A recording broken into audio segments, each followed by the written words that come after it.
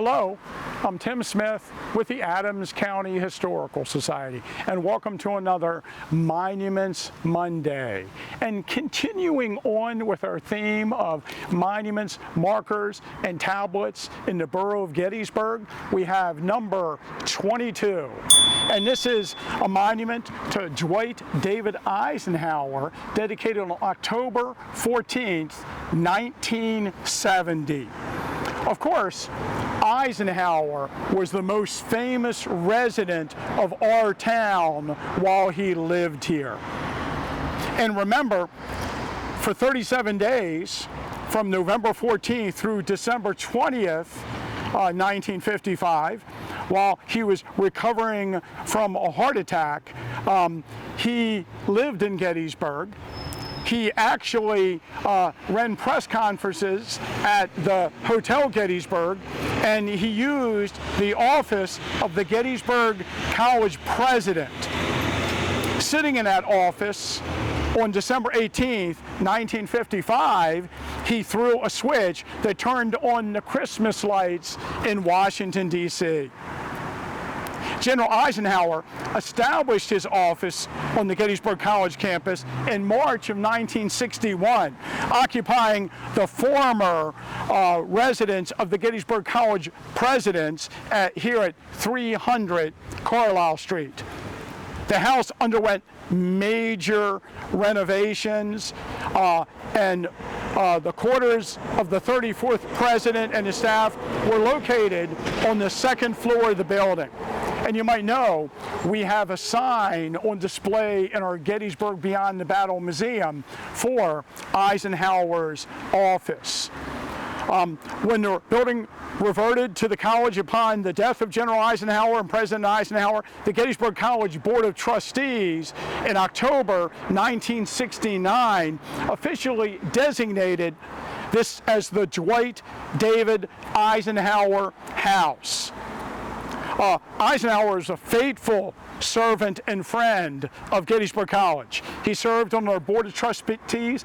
I'd like to mention on September 25th, 1965, the former West Point football player tossed out the first football at the official dedication of the college's Musselman Stadium. The bronze statue of General Eisenhower, placed in front of the Dwight David Eisenhower House, was commissioned by the Board of Trustees and made possible through the generous donations of Mr. and Mrs. Joseph Simpson of Harrisburg. In January 1970, Professor Norman Annis of Gettysburg College was selected to model a statue for the late president.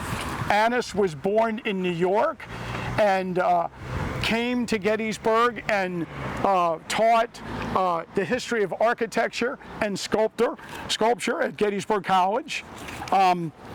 He based his rendition of Eisenhower on a famous photograph taken of Eisenhower along the stone wall near the high water mark at the fields of Pickett's Charge on July 3rd, 1863. And this photograph was supposedly one of Eisenhower's favorite images of himself. The dedication ceremony was held on October 14th, 1970, and at the dedication ceremony, the owner of the Gettysburg Hotel, it would have been the former owner at that time, Henry Scharf, gave an address. The benediction was given by the Reverend McCaskill, Robert McCaskill, from the Gettysburg Presbyterian Church. Of course, the church that Eisenhower had attended on several occasions. And Robert McCaskill, of course, appears in a famous photograph taken on Easter Day in 1972 with Richard Nixon when he came to Gettysburg and attended church services. Of course, Richard Nixon being the former vice president of Dwight David Eisenhower. And fascinating, I knew Bob McCaskill very well, and like most of the people who've ever lived in Gettysburg, he was a licensed battlefield guide as well as a Presbyterian pastor. Also, at the dedication ceremony, Norman Annis, who sculpted the monument, gave a brief remarks on the statue, and Mamie Eisenhower was also in attendance, and it was a quite moving ceremony for her, and there are several photographs of her standing right here next to the monument in the image that we're going to show. Now, the statue actually was a little bit farther back originally. A limb fell off of a tree in 1983, struck the monument, greatly damaged it. I remember riding by one day and noticing that Eisenhower was missing a head.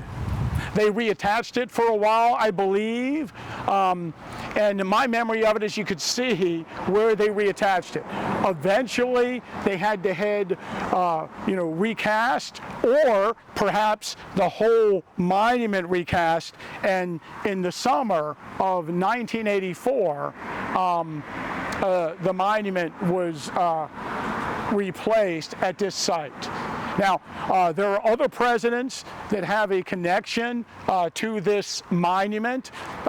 Gerald Ford visited this monument when he was visiting town in 1983. And on August 1st of 2000, George W. Bush spoke to the Republican National Convention from Eisenhower's office at Gettysburg. And I'd always thought that that was kind of an interesting fact associated with the marker. Another lesser-known fact about Norman Annis is that his son, for a time, worked at the Farnsworth House restaurant in Gettysburg. And in the late 1970s, Loring Schultz convinced Annis to do a statue to Elon John Farnsworth, who, of course, the Farnsworth House is named after, and who died on the slopes of Big Round Top on July 3rd, 1863. So, according to the date, it was sculpted in 1978, and it was placed on a pedestal in front of the Farnsworth House in 1981.